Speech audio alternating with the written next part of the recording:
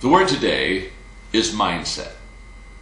Doug Welton from Clearwater, Florida, who is a coach and a counselor, sent the word mindset in. And Doug, you and I both know that how a person thinks is going to determine almost everything about his or her success. In fact, here's what I say, Doug, to you and to all of my friends. When I teach about success, I think the greatest gap in the world between successful and unsuccessful people is the thinking gap.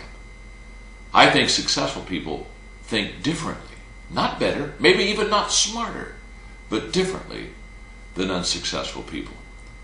I have never known a person who was a life coach, a leader, a successful person at all, that didn't understand the power of thinking. That's why, Doug, every day, in the morning, I look at my schedule and I think and ask myself this question: what's the most important person I'm going to see? What's the most important event I'm going to see and then participate in? Because I want to make sure that I maximize my day. In the evening, I reflect and I say, okay, how did my day go? And I go through my whole hour-by-hour calendar. Why? Because here's what I know.